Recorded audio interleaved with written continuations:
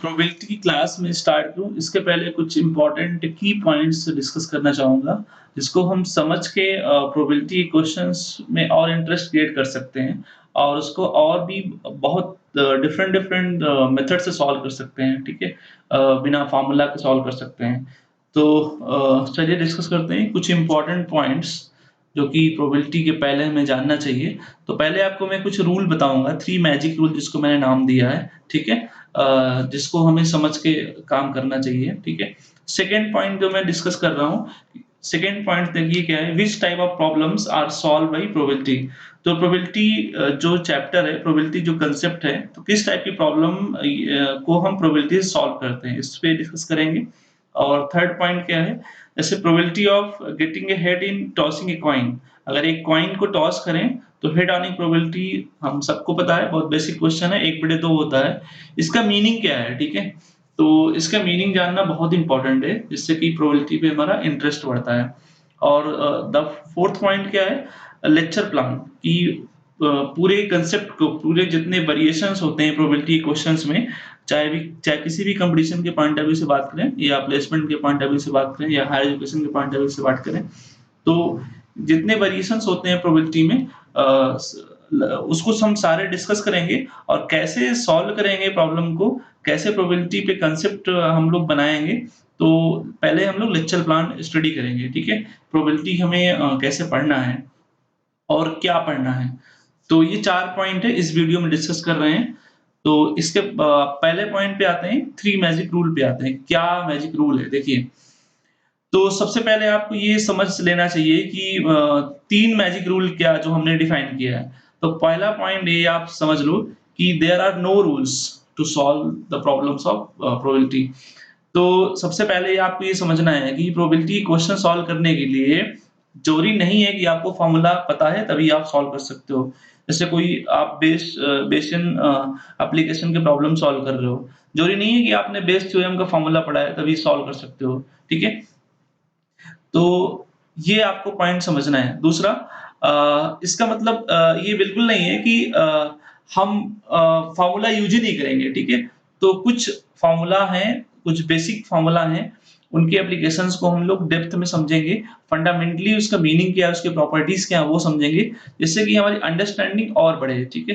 तो अगर जो वेरिएशंस होते हैं प्रॉब्लम में और हम डेप्थ में समझ सकें उसको। तो फ़ॉर्मूला के साथ-साथ हम लोग लॉजिक पे भी काम करेंगे, ठीक है? तो जितने भी फ़ॉर्मूलाज़ हैं उनको डेप्थ में समझेंगे। सेकंड पॉइंट क्या है? यूज़ लॉजिक नॉट इक्वेशंस, ठीक है? तो इसको सिंपल मैथमेटिक्स की तरह सॉल्व नहीं करना है, ठीक है? थोड़ा लॉजिकली सॉल्व करना है, पहले सोचना है फिर लिखना है। उसके बाद देखिए जैसे काउंटिंग प्रिंसिपल से बहुत सारे प्रॉब्लम को आप सॉल्व कर सकते हो, ठीक है? तो बिना फ़ॉर्मूले के हम लोग बहुत सारे प्रॉब्लम, लगभग सारे प्रॉब्लम सॉल्व कर सकते हैं और एक मेथड के बहुत सारे, एक क्वेश्चन के बहुत सारे मेथड्स होते हैं। तो तीसरा पॉइंट क्या है? There are many different ways to get to the answers, none of which really use formula. तो इस तीसरे पॉइंट्स को भी हम लोग प्रूव करने की कोशिश करेंगे आगे आने वाले जो क्वेश्चन्स होंगे, ठीक है?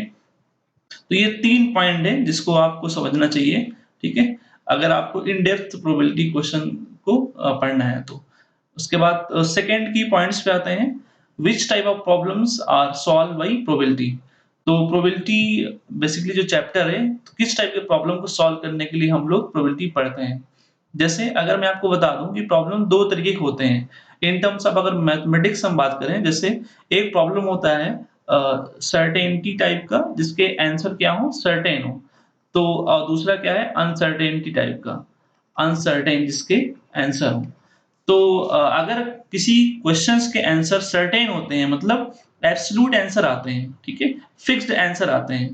तो दूसरा प्रॉब्लम हो सकता है कि किसी क्वेश्चन के आंसर सर्टेन ना आए या फिक्स ना हो। जैसे अगर हम बात करें कि अगर हम आपसे पूछे सूरज कल किस दिशा में निकलेगा, तो ये फिक्स है इसका कि सूरज कल किस दिशा में निकलेगा, पूर्व की ओर निकलेगा, ठीक है? अगर हम बात करें कि कल क्या बारिश हो सकती है इंडिया में, तो क्या इसका आंसर बताइए, क्या सर्टेन है? तो इसका आंसर सर्टेन नहीं है, ठीक है?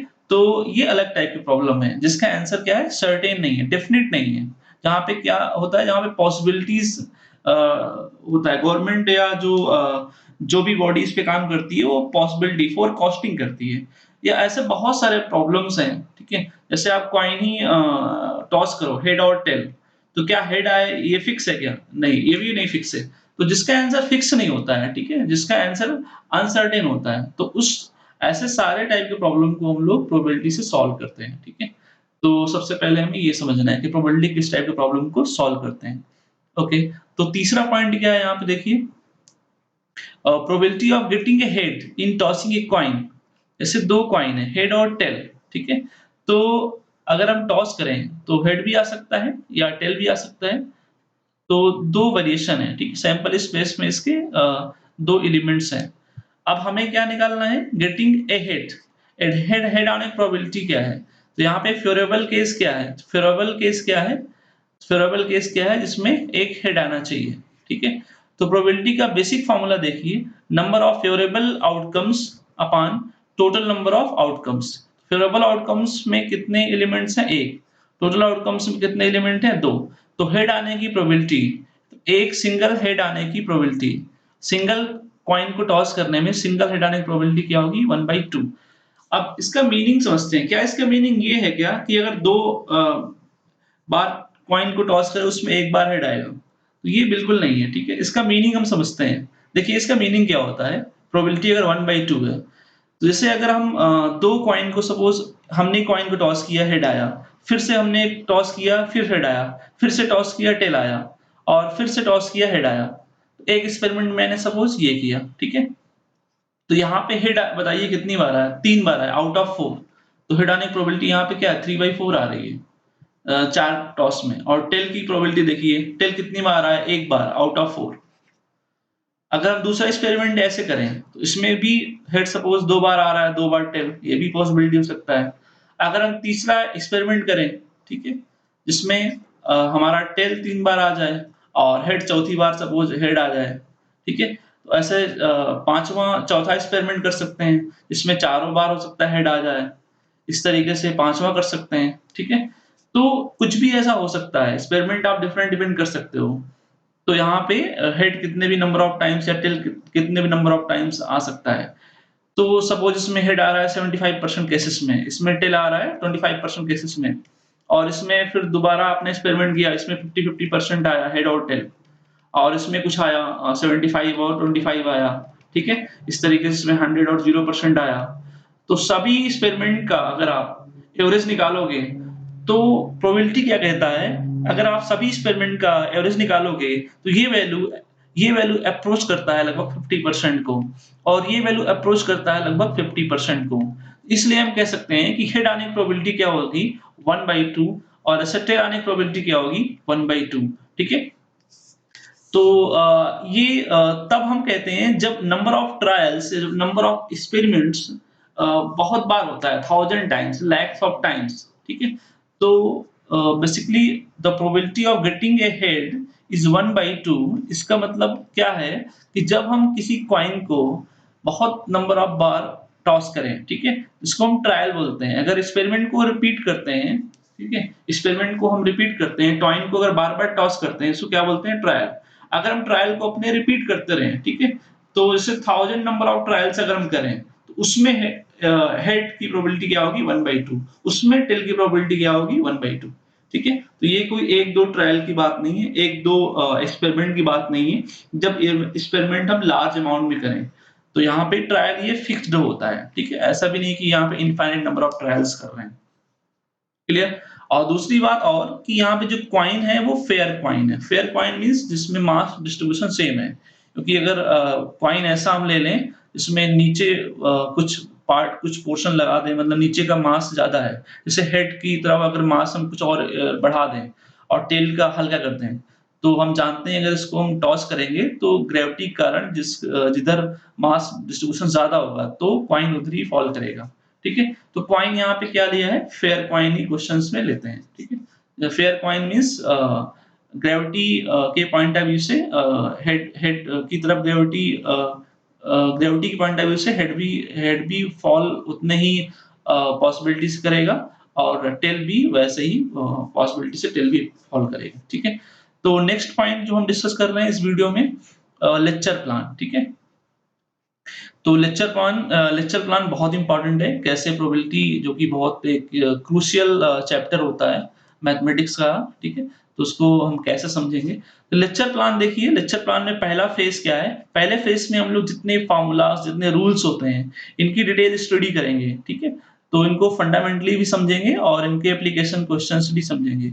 और इनके जो भी प्रॉपर्टीज़ अगर कुछ इंड्यूस हो सकता है किसी भी रूल्स में, उसको भी हम लोग समझेंगे। तभी प्रोबेबिलिटी पे हम लोग कमांड अच्छे से कर सकते हैं, ठीक है? तो लेक्चर प्लान में ये सारी चीज़ों का डिस्कशन हम लोग करेंगे वन बाय वन, ओके? तो सेकंड फेज़ में हमने लिया है, तो प्रोबेबिलिटी सीखने के लिए सेकंड फेज़ हमने क्या लिया है देखिए, तो सेकंड फेज़ में हम लोग जितने टाइप्स ऑफ प्रॉब्लम्स हैं प्रोबेबिलिटी के, जितने भी टाइप्स ऑफ प्रॉब्लम्स हैं प्रोबेबिलिटी के, उनको one by one type wise सीखेंगे। जैसे पहले कॉइन्स प्रॉब्लम लेंगे, इसमें 10-15 एग्ज़ाम्पल करेंगे, बहुत अच्छे-अच्छे क्वेश्चन्स करेंगे। ईज़ी टू डिफिकल्ट लेवल सारे करेंगे, ठीक है? इसके बाद कार्ड प्रॉब्लम्स लेंगे, इसमें ईज़ी प्रॉब्लम्स क्या हो सकती हैं, मॉडरेट लेवल क्या हो सकती हैं, डिफिकल्ट लेवल क्या हो सकती हैं, ठीक है? उसके बाद डाइस प्रॉब्लम्स के पे क्वेश्चंस करें हम लोग, फिर कलर बॉक्स प्रॉब्लम्स से करेंगे। इस तरीके से यहाँ पे देखिए डिफरेंट-डिफरेंट जितने वेरिएशंस होते हैं, सबको टाइप वाइज़ हमने लिया है और सबको उसी ऑर्डर में हम लोग सॉल्व करेंगे।